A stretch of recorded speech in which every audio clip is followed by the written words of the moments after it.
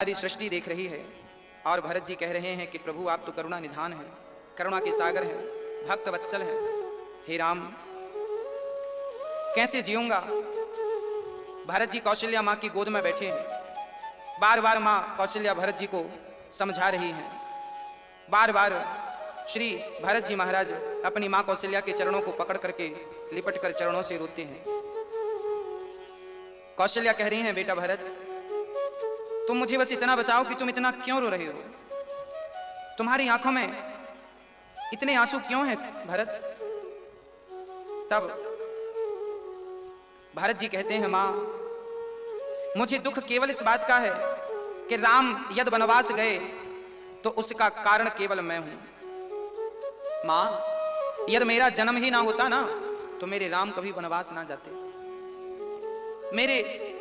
मेरा जन्म ही ना होता, और जन्म हुआ भी था ना मां, तो कैकेयी मां जन्म देते ही मेरा गला दबा देती तो आज अयोध्या पर यह विपत्ति का पहाड़ तो ना टूटता। मां कौशल्या भरत को समझा रही है, बेटा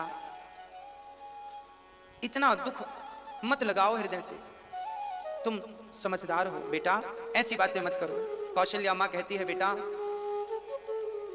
मुझे विश्वास है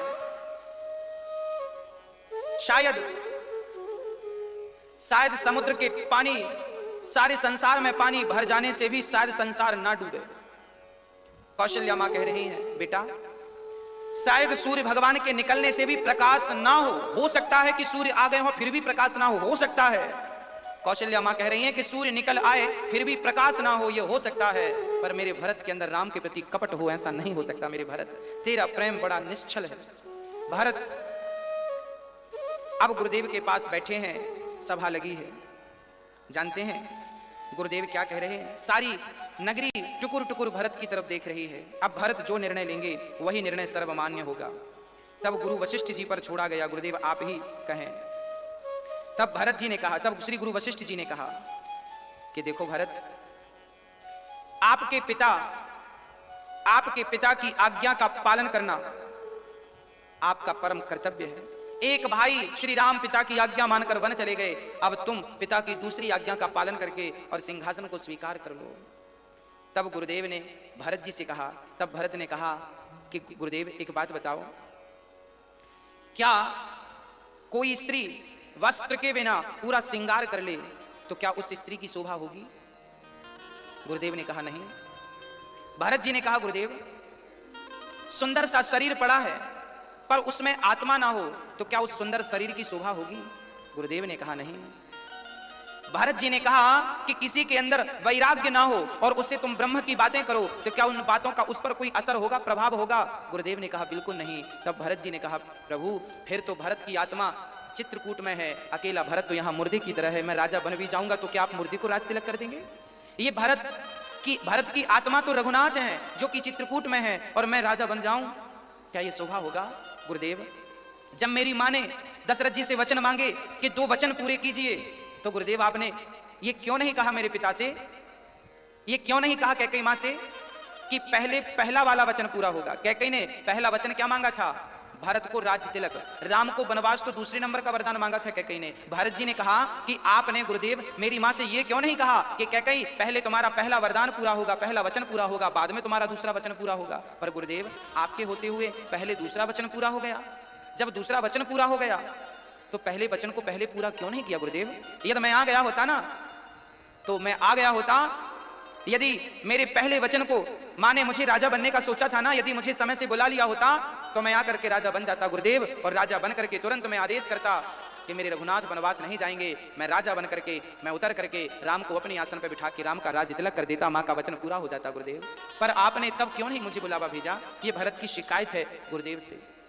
तब गुरुदेव ने कहा, सुनहु भरत भावी प्रबल, बिलख कहूं मुनिनाथ, हानि लाभ जीवन मरण, यस अपयस विधि हाथ।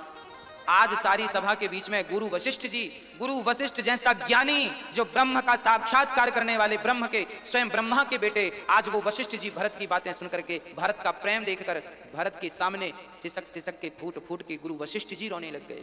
ये पहली बार था कि गुरु वशिष्ठ जैसे ज्ञानी भी आज भरत के प्रेम के सामने अधीर हो गए, रोने लग गए, आंखों से अश्रु टूटते नहीं। बस भरत जी को गुरुदेव समझा रहे हैं, हानि लाभ जीवन मरण यस अपयस विधि हाथ। एक बात बताऊं, आज गुरु वशिष्ठ जी कह रहे हैं कि भरत, 6 चीजें, 6 चाबियां ईश्वर के हाथ में होती हैं। 6 चाबियां भगवान कभी किसी को नहीं देते। कौन कौन सी चाबी? बोले हानि और लाभ। आपकी कितनी हानि होगी, कितना नुकसान होगा और कितना आपका फायदा होगा, ये आपके वश में नहीं है, ये विधाता के वश में है। यदि आपका फायदा आपके वश में होता तो आप बहुत सारा फायदा अपना कर लेते। आपका नुकसान आपके वश में होता तो आप नुकसान क्यों होने देते? इसका तात्पर्य यह है कि ना तो आपके वश में आपका फायदा है, ना तो आपके वश में आपका नुकसान। राम झरोखा बैठ के सबका मुजरा लें और जाकी जैसी चाकरी ताको तैसो दें। जैसे वैश्या मुजरा करती है और देखने वाले लोग उसके मुजरे के अनुसार उसे देते रहते हैं, उसी प्रकार हम सांसारिक प्राणी भी अपने घर गृहस्थी के कामों में ये जो नाच रहे हैं, काम कर रहे हैं, हम सभी मुजरा कर रहे हैं। और हमारे मुजरे को, अर्थात हम जो कार्य कर रहे हैं भागा दौड़ी, हमारे मुजरे को मेरे रघुनाथ जी देख रहे हैं। और जिसकी जितनी मेहनत होती है ना, उस प्रकार का धन परमात्मा उसे देते हैं। हर शाम भगवान हिसाब करते हैं, आज तुमने कितना काम किया है। परमात्मा की निगाहें भी हम पर टिकी हैं, तुम जितना करोगे उतना उस हिसाब से विधाता तुम्हें देता रहेगा। तुमने यदि धन को दुरुपयोग किया है, धन का दुरुपयोग किया, तो भगवान कहेगा ये ठीक नहीं, इसे कम ही दो, ज्यादा देंगे तो ये और दुरुपयोग करेगा, इसलिए इसे इतना दो कि ये जिंदा रह सके बस। और जो धन का सदुपयोग करते हैं, विधाता उनके खजाने भरने शुरू कर देते हैं, क्योंकि इसके पास धन होगा तो ये सदुपयोग करने लग जाएगा। तो हानि और लाभ ये मेरे और आपके बस में नहीं है, इसलिए आप कर्म तो करिए, कर्मण्येवाधिकारस्ते मा फलेषु कदाचन, तू कर्म तो कर, पर फल की चाहत मत रख। जो विधाता को मंजूर होगा वो देंगे। हाँ, बस भगवान पर विश्वास रख के कार्य करते रहो। परमात्मा है ना मेरे संग चलने के लिए, सिर पे हाथ रखने के लिए। तो हानि लाभ और दूसरा जीवन मरण, जीवन और मृत्यु भी परमात्मा के हाथ है। जब मरना होगा तो आप बुलेट प्रूफ कांच के भीतर भी रहेंगे तो मर जाएंगे, और मृत्यु नहीं होगी तो आप पहाड़ से कूद जाइए, मरेंगे नहीं। हाँ, जब मौत होगी तो आप कांच के अंदर सिक्योर क्यों ना रहें, बैठे रहें। मृत्यु होगी तो वहां से भी निकल जाएगा, प्राण निकल जाएंगे, और नहीं होगी तो नहीं। इसलिए आप ये ना सोचें कि मैं मर जाऊंगा, मैं बीमार। अभी कोरोना के कारण हमने सुना कि अखबार में खबर आई कि 40-40 साल के लोगों ने अपनी वसीयत तैयार करवा दी, बच्चों के नाम मर गए तो बच्चों को ये प्रॉपर्टी, ये छोटे को, ये बड़े को। 40 साल की उम्र में लोगों ने वसीयत। इस लॉकडाउन में सबसे ज्यादा क्या हुआ जानते हैं? लोगों ने वसीयत बनवाई है। इस लॉकडाउन में लोगों ने वसीयत बनवाई कि ये प्रॉपर्टी बड़े बेटे की, ये छोटे बेटे की। 40-40 साल का आदमी ने बनवा दिया, उसे विश्वास ही नहीं है। उसे लग रहा है मैं मर गया तो, अरे भाई मर गया तो वसीयत काम थोड़ी देगी, मर गए तो राम नाम की पूंजी साथ देगी। तो भगवान का भजन कितना किया है जरा वो भी तो तैयारी कर लो।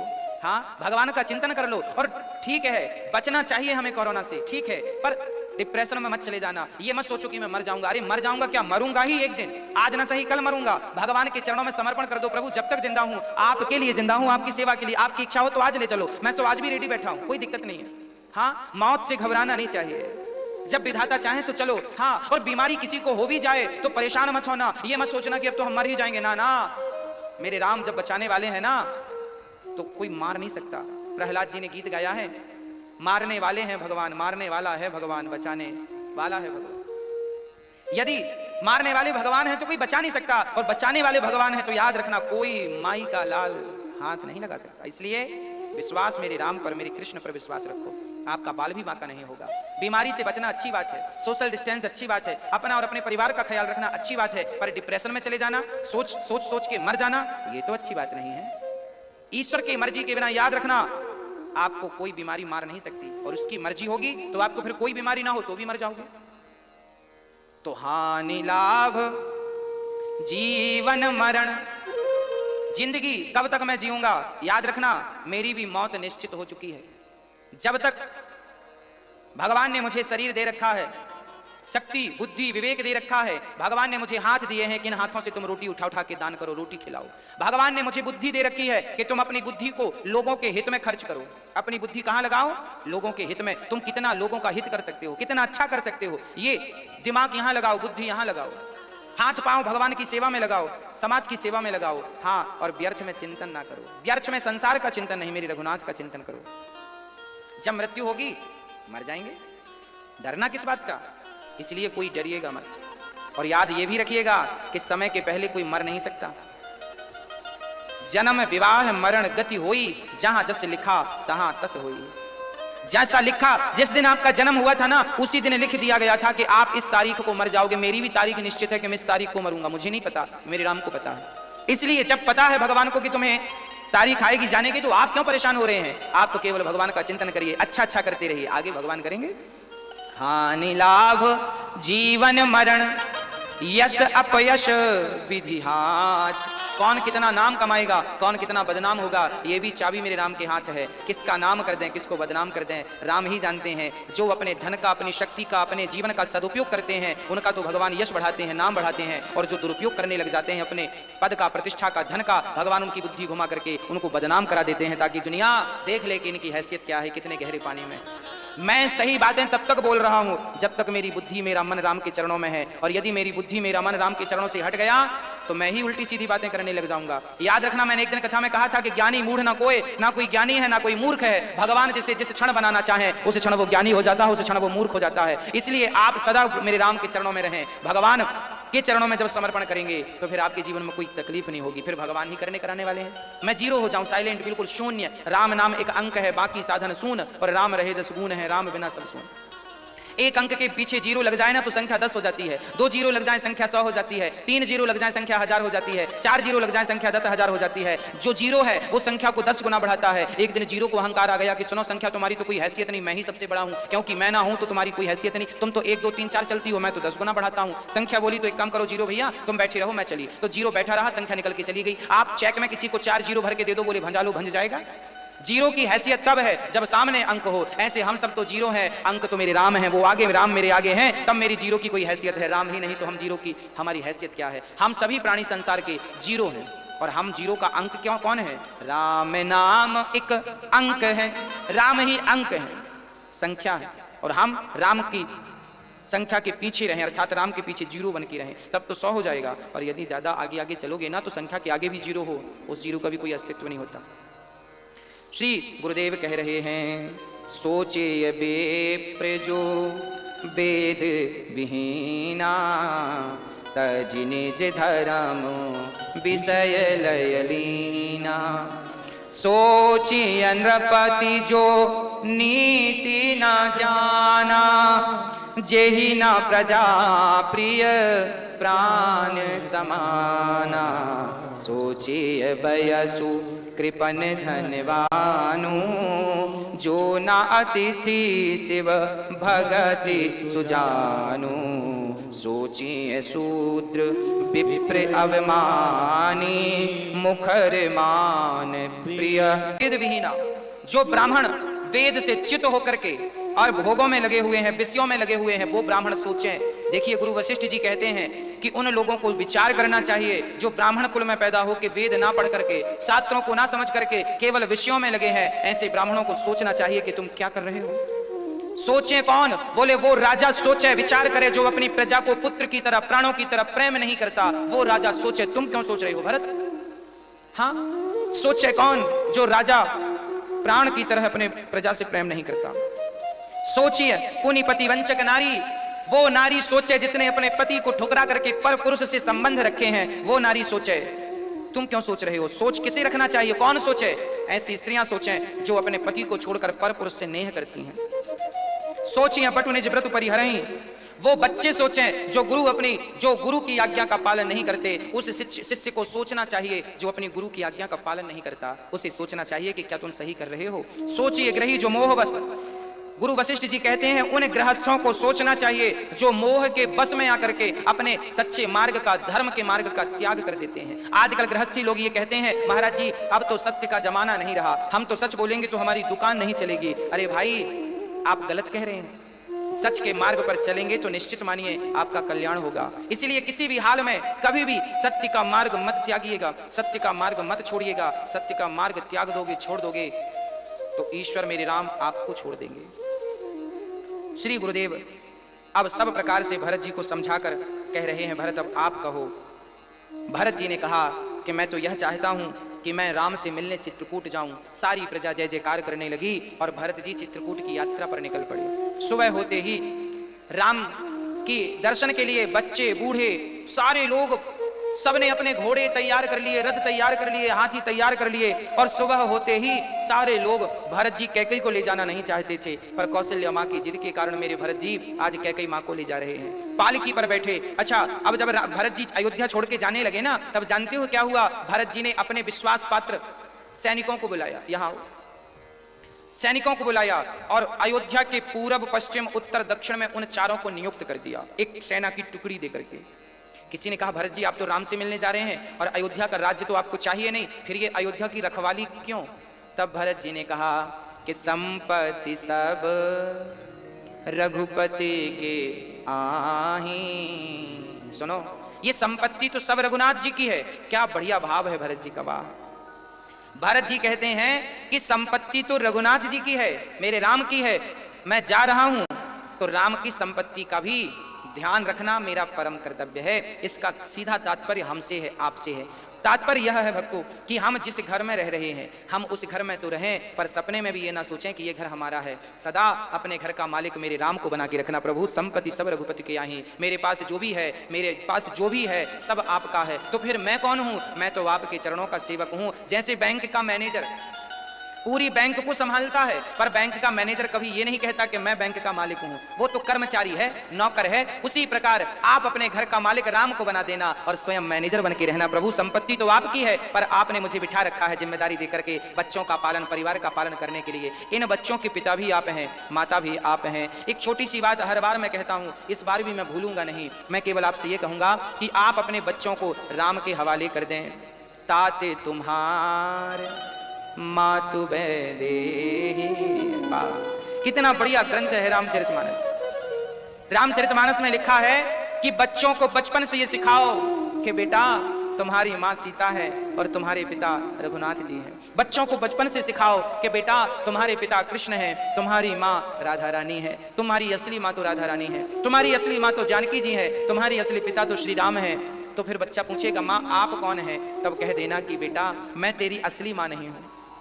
हर माँ को बचपन में ये बात कहना चाहिए। हर माँ ये कहे अपने बच्चों से कि बेटा तुम्हारी असली माँ सीता है, असली पिता राम है। मैं तो उन राम सीता के द्वारा यहाँ नियुक्त हूँ, तुम्हें दूध पिलाने के लिए, तुम्हें भोजन कराने के लिए, तुम्हारे कपड़े साफ करने के लिए, तुम्हारी सेवा करने के लिए श्री राम ने और श्री सीता जी ने मुझे नियुक्त बनाया है, मुझे माँ का दर्जा देकर के यहाँ भेजा है। असली माई बाप तो राम सीता है। हम तो केवल एक छोटी सी जिम्मेदारी जो ईश्वर ने दे रखी है वो माँ की जिम्मेदारी पूरी कर रहे हैं, माँ की जिम्मेदारी निभा रहे हैं। हाँ, बच्चों को ये विश्वास दिला दो कि तुम्हारे पिता राम है।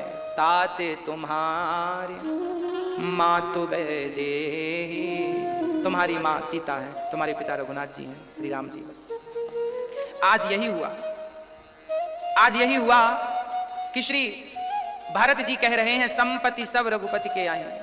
मेरा घर, मैं उस घर का मालिक ना बनूं, मैं उस घर का चाकर बन जाऊं। प्रभु घर तो आपका है, मैं तो आपका सेवक बन के काम कर रहा हूं। एक बार मैंने कहा था, ये दास अनिरुद्ध ने आपको एक कथा सुनाई थी। एक बार एक सेठ जी की दुकान नहीं चल रही थी, उन्होंने नई फैक्ट्री डाली, बड़ा नुकसान हुआ, फैक्ट्री चल ही नहीं रही थी।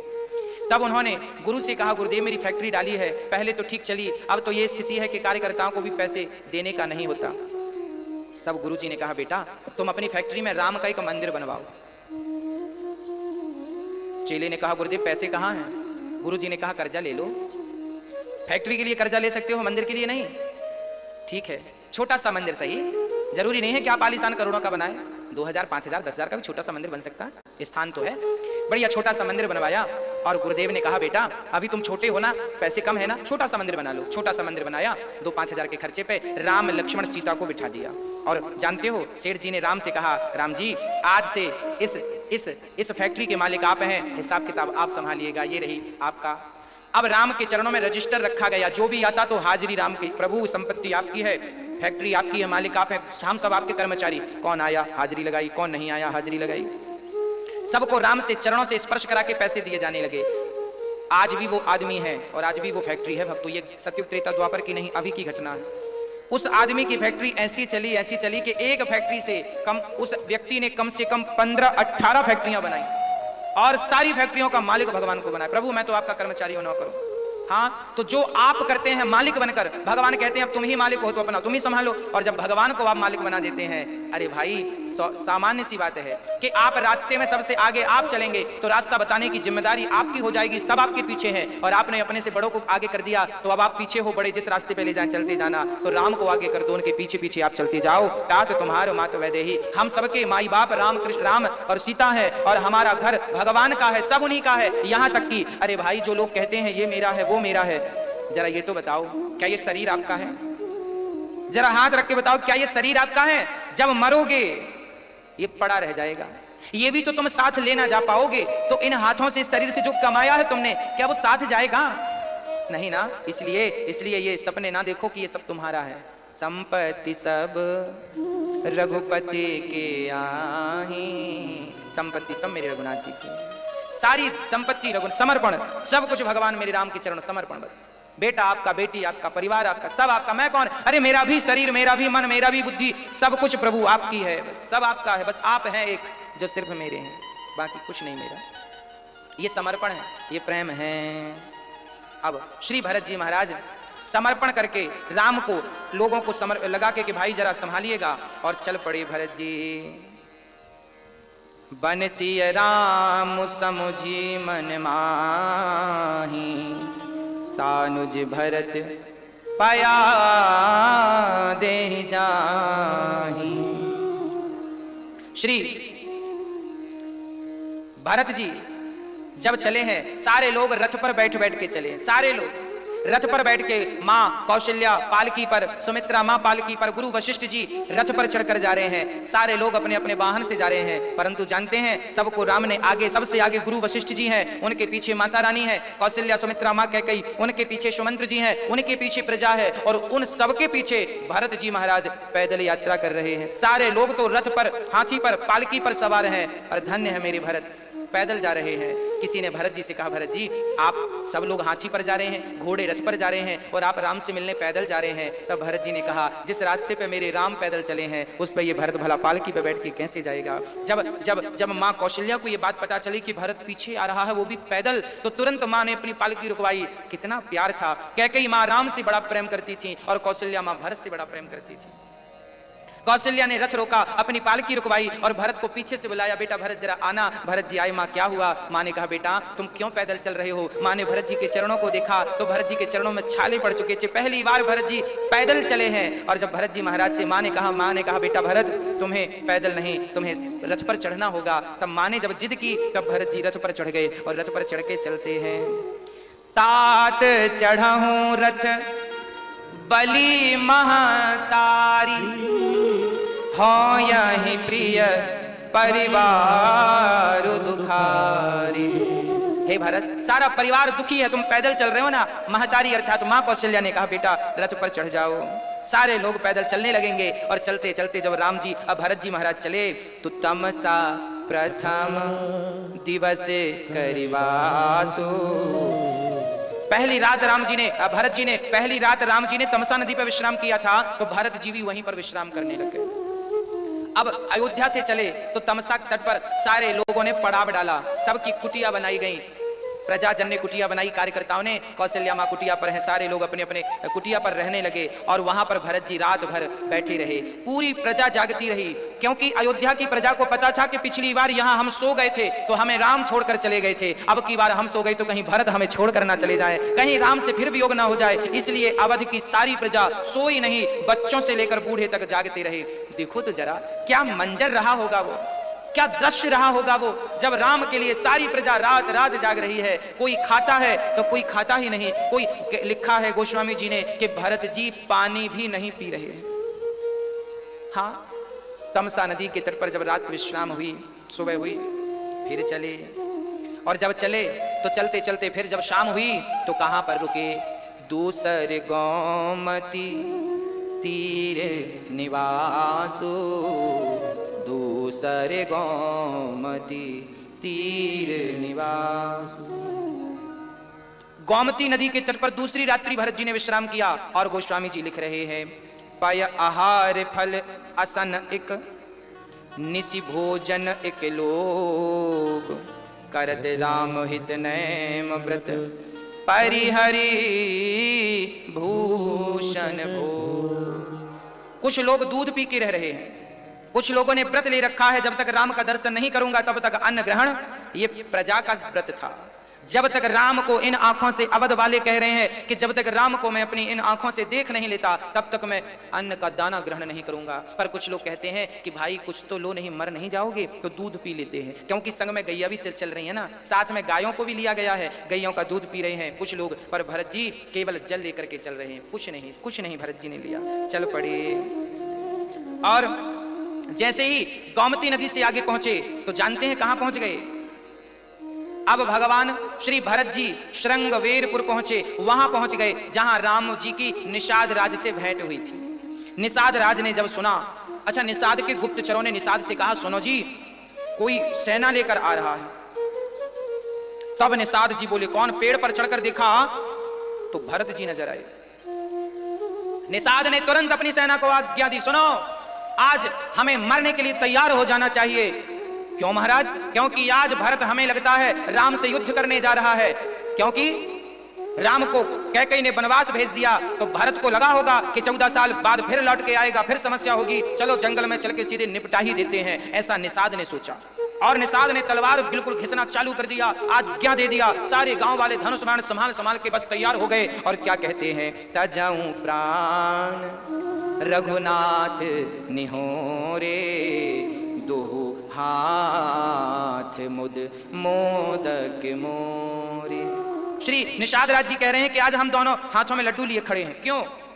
यदि ये राम को मारने जा रहे हैं, राम से युद्ध करने भरत जी जा रहे हैं, तो हम खड़े हो जाएंगे, कहेंगे पहले हमारी लाश से आगे बढ़ो, हमें मारो। और यदि हम भरत के हाथों मर गए तो भी हमारा उद्धार हो जाएगा। भरत के हाथों मरेंगे और राम के लिए मरेंगे। आज तो दोनों हाथ में लड्डू हैं। दूसरे, अब ये बहुत सारी तैयारी करने लगी, तभी निषाद राज के यहाँ पर एक बूढ़ा आदमी था, उसे छींक आ गई, छींक।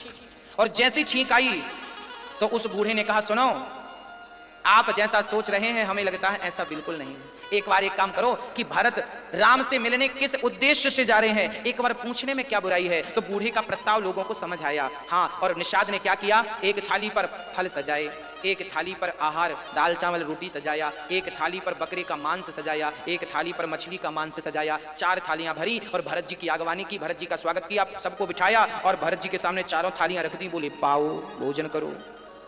निषाद राज परीक्षा ले रहे हैं भरत जी की कि यदि फल फूल खाएंगे तो मैं मान जाऊंगा कि बुद्धि सात्विक है, और बढ़िया रबड़ी रसमलाई खाएंगे तो समझ लूंगा कि बुद्धि राजसी है, और यदि मांस खाते हैं तो समझ लूंगा कि बुद्धि तामसी है, और मछली का भक्षण करेंगे तो समझ लूंगा कि राम से युद्ध करने जा रहे हैं। अब निषाद की जितनी बुद्धि थी उस प्रकार का उसने विचार कर लिया। और निषाद जी ने जब रखा तब भरत जी ने निषाद के बारे में सुना। जब लोगों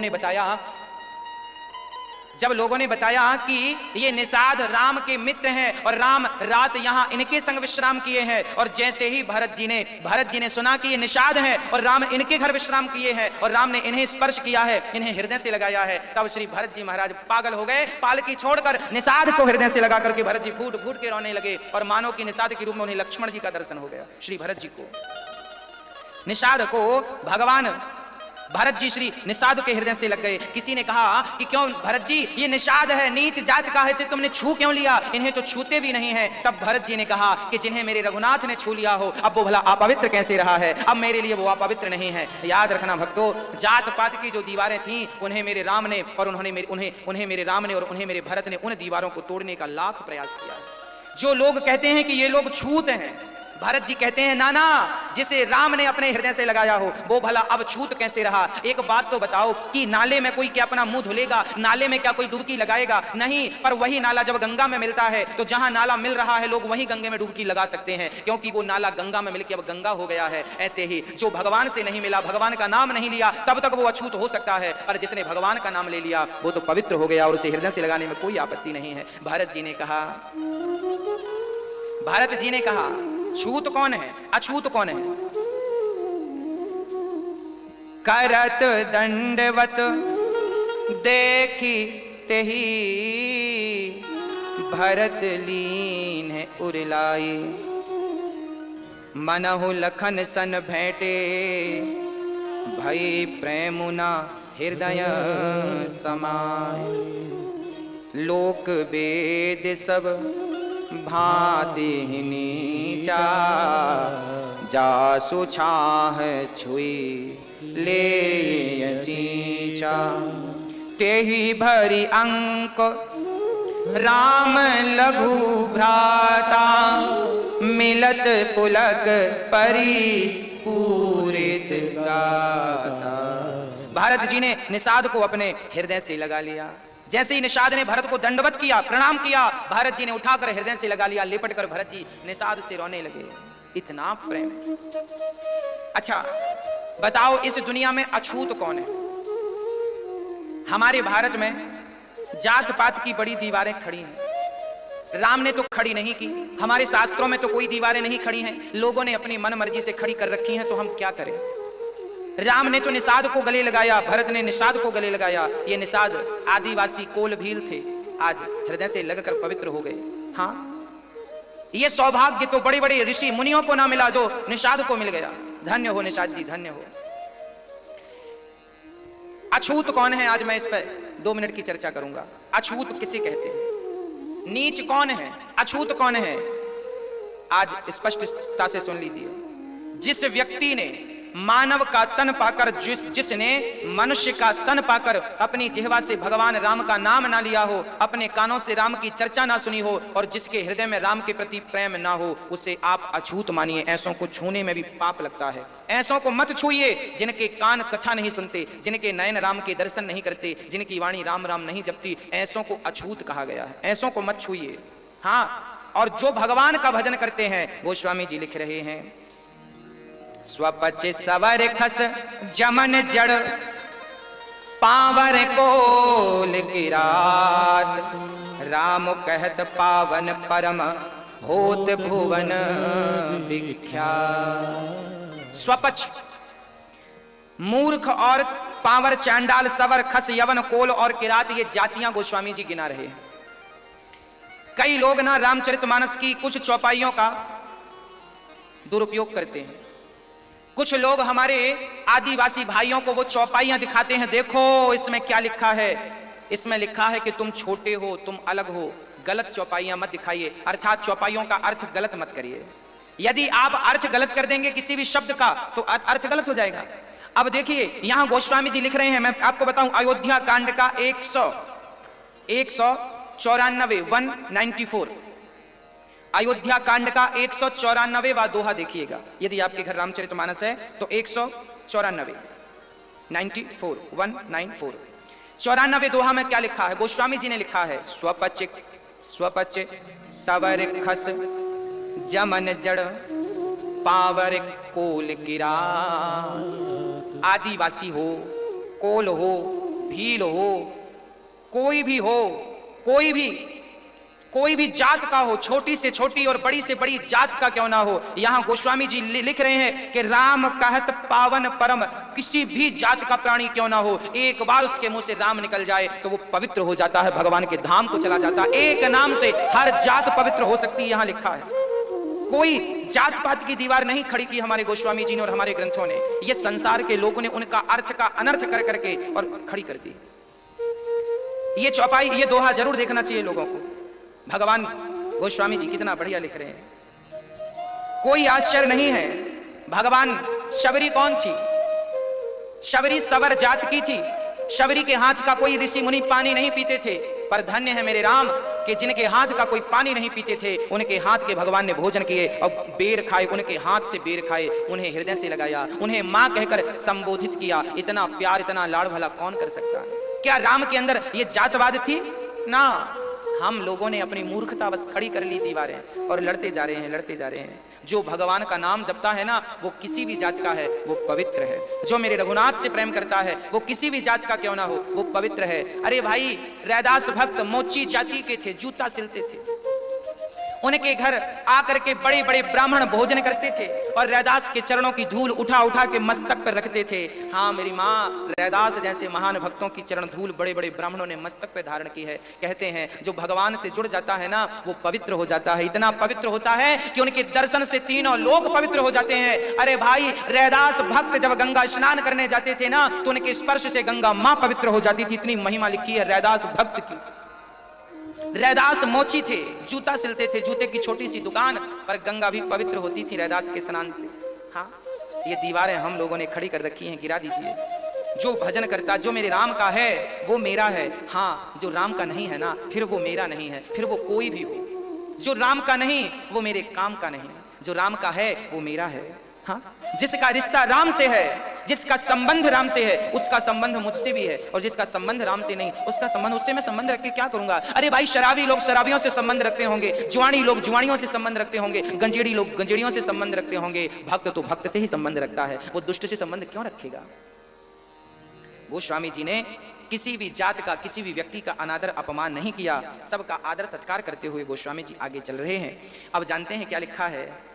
श्रृंगबेरपुर भरत दीख जब, अब जब श्रृंगबेरपुर को भरत जी ने देखा, निषाद राज जी ने घुमाया। श्रृंगबेरपुर भरत दीख जब, भेसने सब अंग शिथिल तब, सोहत दिए निषादहि लागू, जनु तनु धरे विनय अनुरागू। जानते हैं क्या हुआ। जब निषाद राज ने बताया कि राम रात यहां रुके थे, भरत जी अब कंधे पे हाथ रख के, निषाद के कंधे पे हाथ रख के भरत जी चल रहे हैं। और गोस्वामी जी लिख रहे हैं कि, गोस्वामी जी कह रहे हैं कि देखो तो आज ऐसे शोभा दे रहे हैं मानो विनय और प्रेम शरीर धारण करके चल रहे हैं। विनय कौन है? बोले निषाद राज विनय है, नम्र है। और प्रेम का स्वरूप किसका है? बोले भरत तो मानो साक्षात प्रेम के अवतार, प्रेम ही शरीर रूप में भरत जी के रूप में प्रकट, प्रेम ही हो गया हो, ऐसी हालत श्री भरत जी की। अब निषाद राज जी कह रहे हैं कि सुनो, आज उस दिन ना रात को मेरे राम इस पेड़ के नीचे सोए थे, ये देखो आज भी घास पड़ी है और यहाँ पत्ते पर, घास पर पत्ते बिछा दिए थे हमने तो कहा था हमारी कुटिया पर चलो, राम बोले ना ना, यहीं पेड़ की छांव पर राम सोए और यहाँ पर सीता जी सोई और लक्ष्मण जी और हम रात भर बात करते रहे राम के बारे में। जब भरत जी ने सुना ना कि मेरे राम इस पेड़ के नीचे सोए हैं, इस पेड़ की छांव पर राम सोए हैं, तो भरत जी उस पेड़ के नीचे जहां राम के चरण पड़े थे ना, वहां की धूल उठा उठा के भरत जी अपने माथे पे धूल राम के चरणों की रज धारण करने लगे। और जहां राम सोए थे ना, वहां माथा पटक पटक के अपने आप को धिक्कारने लगे। कहीं मुझे मार क्यों नहीं दिया? जब मैं पैदा हुआ था या तो मार दिया होता तो मेरे राम को इतना दुख तो ना उठाना पड़ता कि घास के बिछौनों पर राम को सोना पड़ा। उस पेड़ की परिक्रमा करते हैं भरत जी और बार बार राम को याद कर करके, जानकी माँ को याद कर करके श्री भरत जी उनके चरणों की रज को माथे पर रख रख के बार बार रो रहे हैं। भरत जी एक पग चला नहीं जाता। अब तो भरत जी सोच रहे हैं, तब कौशल्या माँ को पता चला कि मेरे राम यहाँ सोए थे और भरत वहां से हटने को तैयार नहीं। तब कौशल्या माँ दौड़ी दौड़ी गई, बेटा भरत यहाँ आओ, बेटा भरत यहाँ आओ। भरत को कोई समझा सकता था ना, तो केवल केवल कौशल्या माँ समझा सकती थी। कौशल्या माँ ही बेटा भरत फिर लिपट के रोने लगे। माँ, बचपन में मुझे मार क्यों नहीं डाला? माँ, कितना कितना कष्ट उठाया मेरे राम ने, नंगे पांव इस जंगल में चल रहे हैं मेरे राम, और देखो यहाँ पर राम जी सोए हैं इस पेड़ की छांव पर। भरत जी का वर्णन मैं कैसे करूं, कैसे मेरी बात वहां तक पहुंचे, कैसे मैं स्वभाव को प्रकट करूं? भरत जी के उस दुख को कैसे कोई लिख सकता है और कैसे कोई व्यक्त कर सकता है? भरत जी जहां सिंसुपा पुनीत तर रघुवर किय विश्राम, अति स्नेह सादर भरत कीन्यौ दंड प्रणाम। कुश साथरी निहारी सुहाई, कीन्ह प्रणाम प्रदक्षिण जाई। चरण रेख रज आखिन ली आखिन लाई, बनय न कहत प्रीति अधिकारी। गोस्वामी जी कहते हैं वर्णन करते नहीं बनता। भरत राम की चरण रज में स्नान करने लगे। कैकेयी कौशल्या माँ समझा रही हैं और भरत जी अब वहां से चल पड़े हैं। रात वहां विश्राम हुई और सुबह सुबह पूरी सभा, पूरी प्रजाजन वहां से आगे बढ़े। और जब मेरे भरत जी आगे बढ़े ना, तो क्या हुआ, सारे लोग फिर पालकी पे चढ़ चढ़ के चलने लगे। पर वहां से भरत जी अब पैदल चलने लगे। जब पैदल फिर चले तो फिर निषाद राज ने कहा, भरत जी आप पैदल चल रहे हैं। तब जानते हो भरत जी ने क्या कहा? भरत जी ने कहा कि निषाद जी मैं तो पैदल चल रहा हूं, जबकि मुझे तो सिर के बल चल करके जाना चाहिए, मैं तो सिर के बल चलूं तो भी कम है। भरत जी कह रहे हैं, सिर भर जाऊं उचित अस मोरा, सबते सेवक धर्म कठोर। सबसे कठिन सेवक धर्म है। भरत जी कह रहे हैं कि मैं चरण में माथे के बल सिर के बल चलूं तो कम है। चलते चलते गंगा पार भये और चलते चलते भरत जी त्रिवेणी प्रयाग पहुंच गए। जब वहां त्रिवेणी पहुंचे हैं प्रयागराज, तो जानते हैं प्रयाग में स्नान करते ही त्रिवेणी में प्रयागराज प्रकट हो गए, त्रिवेणी मैया प्रकट हो गई, त्रिवेणी प्रकट हो गई, प्रयागराज प्रकट हो गए। और प्रयागराज ने प्रकट होकर के भरत जी से कहा, भरत जी तुम्हारे प्रेम को देख करके आज हम सभी द्रवीभूत हैं, आज हमसे कोई वरदान मांगो, आज हम बहुत प्रसन्न हैं आपके प्रेम को देख करके। इतिहास गवाह है, जब तक सृष्टि रहेगी तब तक भरत के प्रेम को लोग याद करेंगे। प्रयागराज जी ने कहा, भरत वरदान मांगो। अब भरत जी चाहते तो यहां ये वरदान मांग सकते थे कि राम मेरे संग वापस आ जाए, मैं तो राम को लेने जा रहा हूं। पर भरत जी ने कहा, ना ना मैं ये नहीं मांग सकता, क्योंकि मैं राम से मिलने के बाद ये बात करूंगा।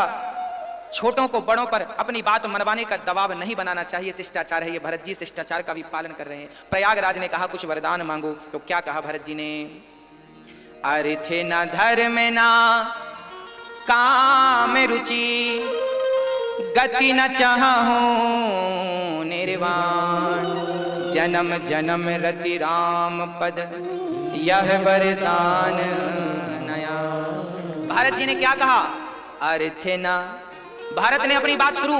भारत जी कहते हैं मुझे अर्थ नहीं चाहिए पैसा, क्योंकि भारत जी जान रहे हैं कि अर्थ ही अनर्थ की जड़ है। भारत जी जान रहे हैं कि अर्थ पैसों के लिए, राज सिंहासन के लिए ही तो मेरी मां ने राम को वनवास भेजा है, इसलिए मुझे अर्थ नहीं चाहिए, क्योंकि अर्थ अनर्थ का कारण है। अर्थ न धर्म न। श्री भरत जी कहते हैं मुझे धर्म भी नहीं चाहिए, क्योंकि उसी धर्म का पालन करने के लिए मेरे पिता मर गए और मेरे राम वनवास को आ गए, धर्म का पालन करने तो आए हैं। अर्थ न धर्म न काम रुचि। काम भी नहीं चाहिए, क्योंकि मेरी मां कैकेयी की कामना थी, मेरी कैकेयी मां की कामना थी कि मैं राजा बन जाऊं, और एक कामना ने देखो कितना बड़ा दुख प्रकट कर दिया। आज भरत जी कह रहे हैं कि सोचो, भारत को केवल राजा बनाने का सोचा ही था, केवल सोचने मात्र से राम वनवास चले गए और अयोध्या में दुख का पहाड़ टूट पड़ा। और सोचो कि भरत राजा बन जाते तो पता नहीं क्या होता है। सब भरत जी कह रहे हैं, अपने आप को बिल्कुल तुच्छ इतना सा कह रहे हैं भरत जी। अर्थ न धर्म न काम रुचि, गति न चाहूं। क्या कहा ओ मैया, क्या ठाना तूने और भेज दिया? हाँ, अर्थ न धर्म न काम रुचि, गति न चाहूं निर्वाण, जन्म जन्म रति राम पद यह वरदान नयान। तो प्रयागराज ने कहा फिर क्या चाहिए जब अर्थ नहीं, धर्म नहीं, काम नहीं? और भरत जी कहते हैं हमें कोई गति, कहते हैं जो सगुण उपासक होते हैं ना, जो राम की और कृष्ण की पूजा करने वाले होते हैं ना, जो राम और कृष्ण को मानने वाले होते हैं ना, ये स्वर्ग भी नहीं चाहते, बैकुंठ भी नहीं चाहते, साकेत भी नहीं चाहते। ये जानते हो क्या, मैं यदि मुझसे भगवान पूछेंगे कि बेटा अनिरुद्ध तुझे क्या चाहिए, तो मैं कहूंगा ना मुझे अर्थ दो भगवान, ना काम दो, ना मुझे स्वर्ग, ना बैकुंठ, कोई कामना नहीं, ना धन, ना दौलत, ना इंद्रासन, ना सिंहासन, ना पद, ना प्रतिष्ठा। तो क्या चाहिए मुझे? तो यदि कहेंगे कि क्या चाहिए, तो मैं भी यही कहूंगा कि प्रभु जिस योनि में मेरा जन्म हो, जहां भी जाऊं, बस आपके चरणों में मेरा प्रेम बना रहे, आपके चरणों का मैं दिन रात चिंतन करता रहूं, और मेरी आंखों में कभी आंसू आए तो केवल आपकी याद में आंसू आए, नहीं तो आंसू नहीं आए भगवान, केवल आपकी याद में आंसू आए। यदि भगवान कभी आपको कुछ दें तो भगवान के चरणों में प्रेम मांगिएगा, भक्ति मांगिएगा। भरत जी ने कहा अर्थ न धर्म न काम रुचि, गति न चाहूं निर्वाण, जन्म जन्म रति राम पद। हे प्रयागराज जी, मुझे जन्म जन्म रति राम के चरणों में जन्म जन्म तक प्रेम बना रहे, बस मुझे यही वरदान देकर निहाल कर दीजिए। ये भरत जी ने कहा कि जहां जन्म हो, जब जन्म हो, बस राम के साधु साधु कह करके प्रयागराज ने भरत की प्रशंसा की और कहा भरत तुम व्यर्थ में सोच ना करो, गिलानी मत करो, तुम बहुत प्रिय हो राम के। भरत जी आगे चले। भारद्वाज जी ने जब सुना जिस रास्ते राम गए हैं भरत भी उसी रास्ते जा रहे हैं। इसका तात्पर्य क्या है? बोले जिस मार्ग को हमारे भगवान ने कह करके चले गए तुम्हें इस मार्ग पर चलना है। भगवान के कहे मार्ग पर जब भक्त चलता है ना, तो जैसे भरत प्रभु के मार्ग में चलते चलते प्रभु तक पहुंच गए, ऐसे भगवान के मार्ग में चलते चलते हर भक्त भगवान तक पहुंच जाता है। इसलिए परमात्मा का बताया मार्ग वेद है, ईश्वर का बताया मार्ग गीता है। हमें परमात्मा के, मेरे राम के बताए मार्ग पर, मेरे कृष्ण के बताए मार्ग पर हमें चलना है। हम उस मार्ग पर जब चलते हैं तो फिर हम ईश्वर की प्राप्ति निश्चित करते हैं। भारत को राम क्यों मिल गए? क्योंकि भारत जी उसी मार्ग पर चल रहे हैं जिस मार्ग पर राम चल के गए। इसलिए हमें भी उसी मार्ग को अपनाना चाहिए जो मार्ग हमारे परंपरागत चले आ रहे हैं। अलग से मार्ग बनाने की आवश्यकता नहीं है। राम राम जपिए बस, अतिरिक्त कुछ और जप रहे हैं कल्याण नहीं है। और मैं आज आपको स्पष्ट कर दूं कि राम और कृष्ण और नारायण, इनमें रत्ती मात्र का अंतर नहीं। राम ही कृष्ण, एक युग में राम बने वही दूसरे युग में कृष्ण बन गए। सुनत राम गुण ग्राम सुहाए, भरद्वाज मुनि बरे पहियाए। जैसे ही श्री भरद्वाज जी को पता चला भरत आए हैं, दौड़ पड़े, भारत जी चरणों में गिर पड़े ऋषि जी के, उठाकर हृदय से लगा लिया श्री भरत जी को। श्री भरद्वाज जी ने हृदय से लगाया, दंड प्रणाम करते मुनि के देखे, मूरति मंद भाग्य निज लेखे। उठाकर भरत जी को हृदय से लगा लिया और बहुत प्रेम से आदर सत्कार कर रहे हैं श्री भरत जी का। हाँ, भरत जी को कह रहे हैं, श्री भरद्वाज जी भरत जी से कह रहे हैं कि आप जैसा प्रेमी इस सृष्टि में कोई नहीं है, आप जैसा कोई नहीं है। सुनहु भरत रघुवर मन माही, प्रेम पात्र तुम सब को नाही। श्री भरद्वाज जी कहते हैं, भरत आप जैसा प्रेमी जो राम को पाने के लिए चल पड़ा है, पैदल नंगे पांव चल रहा है, तुम जैसा प्रेमी ना कभी हुआ है ना कभी होगा। अच्छा, यहाँ एक अद्भुत चर्चा भी है। वो अद्भुत चर्चा ये है कि जब भरत जी महाराज इनके आश्रम में आए भरद्वाज जी के, तब भरद्वाज जी ने अपनी शक्ति, अपने तपोबल से, रिद्धि सिद्धियों के बल से इतना बढ़िया नगर का निर्माण, सोचिए चुटकी बजाते उन्होंने नगर का माया से, सिद्धियों से निर्माण करा दिया। सबको बढ़िया एक एक बेडरूम दिया जितने लोग थे, और सब आलीशान इतना सुंदर सुसज्जित नगर बनाया अपने एक चुटकी में। अपनी तपस्या के बल पर भरद्वाज ऋषि ने भारत जी के साथ जितने लोग थे सबको बढ़िया सेपरेट कमरा, और खाने को वो जो आज तक किसी ने खाया ही नहीं। लिखा है रामचरितमानस में, स्वर्ग की सुख सुविधाएं भी इनके सामने फीकी नजर आई। यहां तक कि ब्रह्मलोक में भी इतना सुख नहीं है जितना सुख भरद्वाज जी ने अपने तप के प्रभाव से भरत जी के सामने प्रकट कर दिया। परंतु जानते हो वहां पर क्या लिखा है? गोस्वामी जी ने, भारत जी जब इस प्रकार का संसार का सुख देखते हैं तो भरत जी इस सुख को देखकर एक रत्ती मात्र भी इस सुख पर आकर्षित नहीं हुए। नहीं तो धन धान्य और सुंदरी देख करके, हाँ, अच्छे अच्छे लोगों का वैराग्य समाप्त हो जाता है, पर धन्य थे। मुझे तो लगता है कि भरद्वाज जी भरत के प्रेम की परीक्षा ले रहे हैं।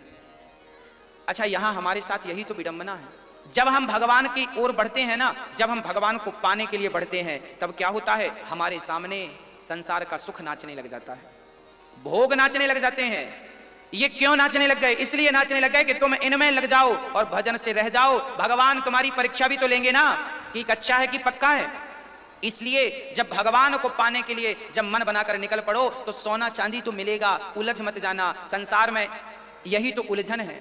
कथा हम कई बार आपको सुना चुके हैं, हाँ, कि एक पिता ने अपने बेटे को 100 रुपए देकर बाजार भेजा। बाजार गया बेटा, कहा पिता ने बढ़िया बढ़िया बढ़िया बढ़िया फल लेकर के आना, पके पके ताजे ताजे फल लाना। बेटा गया और बाजार पहुंचा, वहां पर एक मंदारी बंदर को नचा रहा था, नाच बंदर नाच बंदर। सज्जन खड़े हो गए, पिता ने 100 रुपए देकर भेजा था, बढ़िया फल लाना ताजे ताजे। पर ये बंदर के नाच में इतना मस्त हो गया कि जब बंदर का खेल पूरा हुआ तो बंदर ने कटोरा उठाया, भैया दो, तो इससे इतना आनंद आया और ये बंदर के नाच से इतना प्रभावित हुआ कि 100 रुपए निकालकर इसने बंदर को दे दिया। जब तक इसे याद आया कि पिता ने भेजा है, दुकान में फल लेने के लिए गया। जब तक दुकान पहुंचा तब तक लेट हो गया था, दुकानें बंद हो चुकी थी। खाली हाथ पिता के पास गया, पिता ने कहा फल लाया? बेटे ने कहा नहीं लाया। पिता ने कहा चल पैसे वापस कर, बोले पैसे भी खर्च हो गए, फल भी नहीं लाए। इसका तात्पर्य यह है कि एक पिता ने बेटे को बाजार भेजा, अर्थात हम वो बेटे हैं और हमारे पिता हैं राम। उस परमात्मा ने हमें संसारिक बाजार है, इस संसार में 100 रुपए देकर भेजा, अर्थात 100 रुपए मतलब 100 साल की उम्र। 100 साल की उम्र देकर परमात्मा ने हमें संसार की बाजार में भेजा कि जाओ बढ़िया बढ़िया फल लेकर आओ। कौन से फल? अच्छे अच्छे कर्मों के फल, अच्छे अच्छे कर्म करना और अच्छे अच्छे कर्मों के फल लेकर आना। परंतु हम यहाँ मंदारी और बंदर का खेल देखने में मस्त हो गए। ये बंदर का खेल क्या है?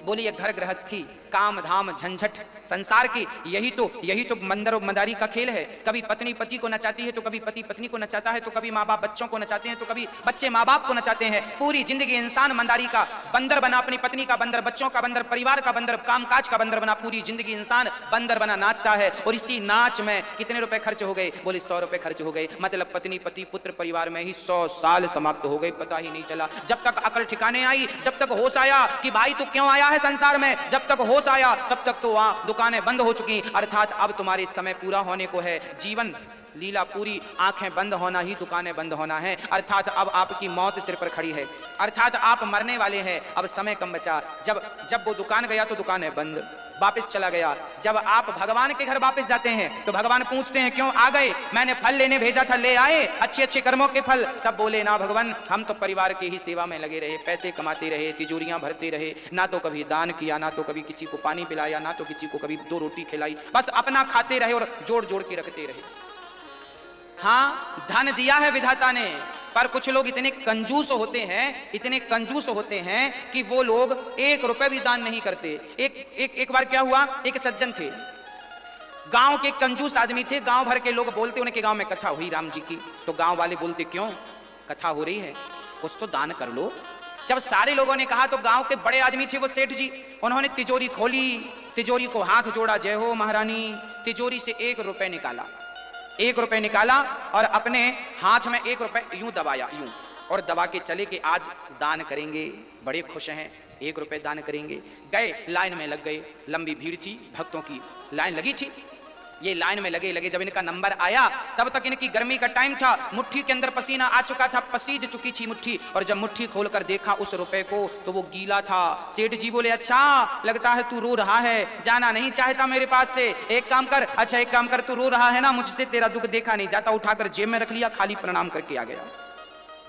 दान भी वही करते हैं भक्तों जिनका धन भगवान शुद्ध कराना चाहते हैं, जिन पर भगवान की कृपा होगी उसकी बुद्धि दान देने की बन को धर्म से जोड़ता है, परमार्थ में लगाता है, मेरे भगवान उसकी कभी दुर्गति नहीं होने देते, उसकी सदगति होती है। वो पापी ही क्यों ना हो, अपने पाप से धर्म के कारण बच जाता है। इसलिए ईश्वर ने आपको धनवान बनाया है, तो आपके धन का सही उपयोग यही है कि आप किसी को भोजन कराएं। यहाँ आए हैं राम लखन सिया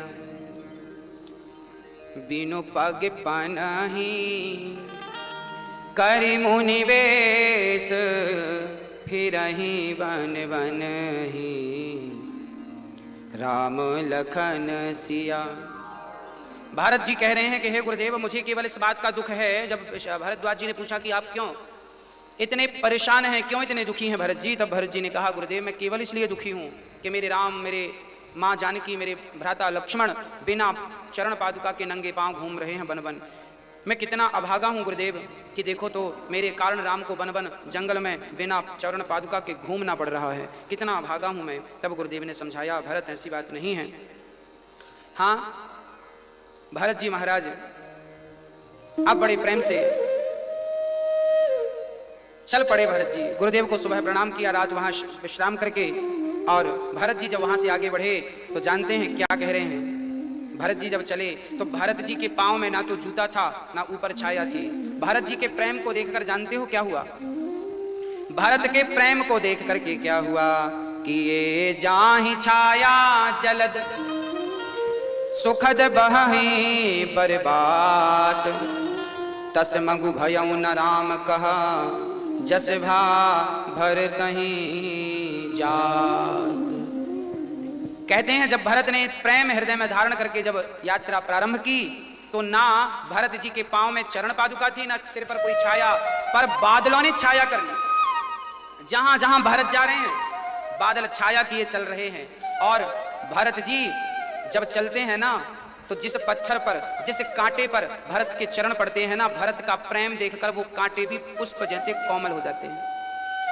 वो पत्थर भी जो नुकीले थे वो भी भरत का प्रेम देख करके वो भी पुष्प बन जाते हैं। गोस्वामी जी ने इस प्रेम प्रसंग को लिखा है, कभी आप समय मिले तो पढ़िएगा। जब आप पढ़ेंगे ना तो आपकी आंखों की धार, आंसुओं की धार बंद नहीं होगी। सारे लोग भरत की जय जयकार करके आगे चल रहे हैं।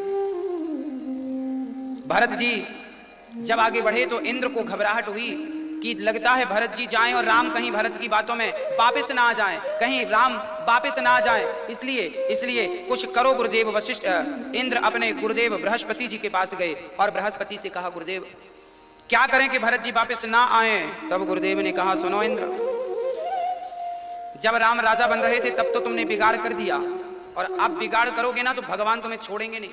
क्यों? क्योंकि भगवान को तुम गाली दोगे चलेगा, भगवान का कुछ बिगाड़ोगे चलेगा, पर बृहस्पति ने कहा कि यदि तुमने भक्त का कुछ बिगाड़ा तो भगवान छोड़ने वाले नहीं। क्योंकि भगवान कहते हैं, अहम भक्त पराधीना यश्वतंत्रैव ध्वजा साधुभिर्गृहस्थ हृदयो भक्तिर्भक्त जना प्रिया। भगवान का कोई अपराध कर लेना तो भगवान भूल जाते, जाओ, परंतु भगवान के भक्त का कोई अपराध करे तो छोड़ते नहीं है भगवान। दासानुदासो भवितास्मि भूया। भगवान अपने भक्त से कहते हैं, गाय को तुम मारोगे ना तो गाय तुम्हारी मार खा लेगी, पर गाय के सामने तुम उसके बछड़े को मारोगे ना तो कितनी सीधी गाय हो तुम्हें मारेगी, वो दौड़ जाएगी तुम्हें, कितनी भी सीधी गाय क्यों ना हो। जो गाय कभी किसी को मारती ना हो, उस गाय के सामने तुम उसके बच्चे को कभी मारोगे ना तो दौड़ करके तुम्हें मारेगी वो। इसका अर्थ यह है कि गाय अपने ऊपर अत्याचार सहन कर सकती है, अपने बछड़े पर अत्याचार सहन नहीं कर सकती। यदि गाय का प्रेम ऐसा है बछड़े से, तो भगवान का प्रेम कितना होगा भक्त से। भगवान पर कोई प्रहार करे तो सहन है, पर भक्त पर कोई प्रहार करे तो सहन नहीं है। इसलिए आप भगवान के भक्तों से पंगा मत लीजिएगा। कोई भी कैसा भी भक्त हो, बड़ा हो, छोटा हो, ऊंचा हो, नीचा हो, कोई हो, कभी भक्त का तिरस्कार ना कीजिएगा। मदद कर सकें तो करिए, सम्मान कर सकें तो करिए, अपमान ना करिएगा। हाँ, और सुनो इंद्र, गुरुदेव कह रहे हैं कि कर्म प्रधान विश्व करि राखा, जो जस करहि सो तस फल चाखा। ये संसार, इंसान अपने अपने कर्मों का फल भोग, कर्म प्रधान विश्व करि राखा, जो जैसा करेगा। राम वनवास जा रहे हैं तो राम के वनवास जाने में कारण कौन है? क्या कैकेयी कारण है? क्या मंथरा कारण है? यदि कैकेयी ना भेजती तो क्या राम वनवास ना जाते? ना, कैकेयी भेजे ना भेजे, राम को ये लीला करनी ही आए ही इसीलिए। सुनो, राम के वनवास जाने में केवल राम कारण है। कैकेयी मंथरा को कोई दोष लगाए तो वो उसकी नादानी होगी। कोई किसी को दोष मत लगाओ। राम के वनवास जाने में स्वयं राम जिम्मेदार है। राम को श्राप था ना, नारद जी ने श्राप दिया था, मैंने फर्स्ट दूसरे दिन की कथा में सुनाया आपको। नारद श्राप दीन है एक बारा। नारद जी ने श्राप दिया कि जाओ तुम मनुष्य बनकर के मनुष्य बनकर के और दुख उठाओगे। आज वही कारण था कि राम को आना पड़ा। कोई किसी को सुख नहीं, को ना काहू को सुख दुखे कर दाता, निज कृत कर्म भोग सब भ्राता। तदपि करहि सम विषम विहारा, भगत अभगत हृदय अनुसार। अगुण अलेप अमान एक रस, राम सगुण भय भगत प्रेम बस। हाँ, गुरुदेव कह रहे हैं इंद्र के, सुनो, वह राम वह ब्रह्म, राम ब्रह्म है, पर भक्तों के लिए वह सगुण साकार होकर आए हैं। और अब श्री भरत जी महाराज आगे जब चलते हैं तो गांव के लोग, जिस गांव से राम गुजरे थे ना, भरत जी वहां से गुजर रहे हैं, राम देख रहे हैं। गांव वाले दौड़ पड़े, देखो देखो वही हैं लगता है जो कुछ दिन पहले गए थे। दौड़ कर लोग आए, लोगों ने कहा ना ना ये वह तो नहीं है, उनका रंग अलग था, इनका रंग अलग था, वो तीन थे, ये पूरी समाज है, ये अलग है। तब गांव वाले बोले हमें तो लग रहा है कि वो भाई लगता है रूठ कर चले गए थे, ये भाई लगता है मनाने जा रहे हैं। तब गाँव के लोग भरत जी के पास आए और गाँव के कोल भील की रात कहने लगे, भरत जी सुनो, हम भी आपके संग पीछे पीछे चलें, क्योंकि हमने उनको देखा था ना, तब से हमारी आंखें उनको देखने के लिए तड़प रही हैं। राम थे ही ऐसे कि जो एक बार उन्हें देख ले फिर क्या मजाल के कोई उन्हें भूल जाए। हाँ, अब सारे कोल भील और कह रहे हैं कि चलें। भरत जी बोले चलो। अब सारे लोग भरत जी के संग चल पड़े। गांव वाले उसी क्षण चलते चलते अब भरत जी चित्रकूट पहुंच गए। वहां जहां मेरे राम थे, वहां जहां मेरी सीता थी, वहां जहां मेरे लक्ष्मण थे, वहां पर जब पहुंचे भरत सबसे आगे, अभी सबसे पीछे थे, पर अब राम पास में है। दौड़कर भरत जी आगे भये और साथ में केवट भी हैं, साथ में निषाद राज भी हैं। और तभी निषाद राज ने दूर से कहा, देखो भरत जी, वो जो कुटिया दिख रही है वो मेरे राम की है। अब तो राम के लिए भरत जी पागलों की तरह, पागल की तरह। हाँ, पागल किसे कहते हैं? पागल अर्थात जो भगवान को पाने के लिए बर्फ की तरह गला दे अपने आप को मिटा दे ईश्वर के लिए, वही तो पागल है। हाँ, और इन्हीं पागल दिमाग में भरे भक्ति के लच्छे हैं, इन्हें तो पागल ही रहने दो, क्योंकि ये तो पागल ही अच्छे हैं। अब तो भरत जी जब वहां से चले और आगे, तभी सीता माँ ने, जानते हो, सीता माँ ने सपना देखा तो सीता माँ की नींद खुल गई। क्या सपना था? राम को सुना रही हैं, सुनो, सुनिए भगवान, आज मैंने सुबह सुबह सपना देखा। क्या? बोले आज भरत जी आए हैं, माँ आई हैं, पूरी समाज आई है आपका दर्शन करने के लिए। तब राम बोले कोई बात नहीं, सपना देखा है तो हो सकता है मेरा भरत आ जाए। तभी लखनलाल जी आ गए। लक्ष्मण जी बड़े क्रोध में थे, सुनो भैया, नागिन का नाग आया है। लक्ष्मण जी बड़ी क्रोध में, सुनो भैया, क्या है लक्ष्मण? नागिन का नाग आ गया।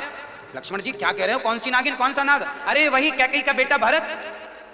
राम बोले लक्ष्मण जरा जबान संभाल के बात करो। क्या बात कर रहे हो भैया? क्या जबान संभाल के बात करें? क्या उन्होंने जबान संभाल के बात की जब आपको वनवास भेजा? मुझे तो लगता है, मैं अभी ऊपर से देखा भरत आ रहा है और पूरी सेना ला रहा है, लगता है वो आपसे युद्ध करने आ रहा हो। चिंता ना करें भैया, धनुष तैयार कर लिया लखनलाल जी ने, बाण तैयार कर लिए और खड़े हो गए। बोले भैया यदि भरत ने एक बार आंख उठाकर आपकी तरफ देखा, ये लक्ष्मण मर जाएगा और भरत का सपना पूरा नहीं होने देगा। वो आपको मार करके अकंटक राज्य करना चाहता है, ताकि 14 साल बाद आप वापस जाएंगे ना, उसे लगेगा ये क्यों वापस आ गए, इसलिए आपको मारने आया सेना के सहित।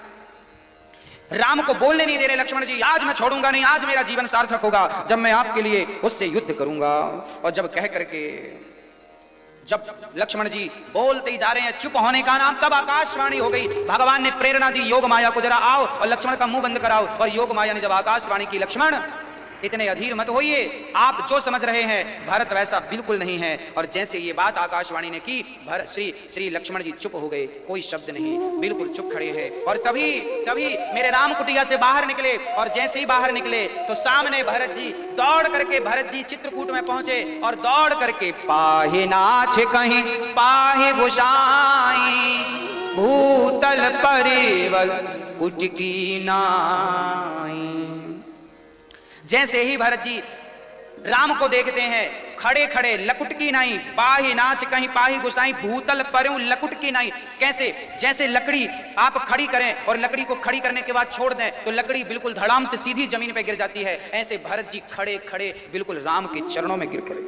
और जैसे ही भरत जी गिरे तो मेरे राम ने भरत की तरफ नहीं देखा, मेरे राम ने लक्ष्मण की तरफ देखा। देखो लक्ष्मण, जिस भरत को तुम मारने की बात कर रहे थे, जिस भरत पर संदेह कर रहे थे, वो भरत तो ऐसा है।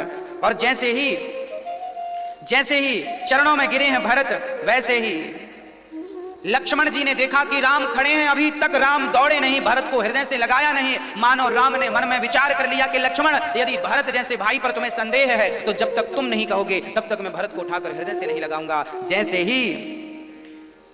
जैसे ही लक्ष्मण जी ने कहा कि प्रभु आपके चरणों में कहत सप्रेम नाई महिमा था, भरत प्रणाम करत रघुनाथा।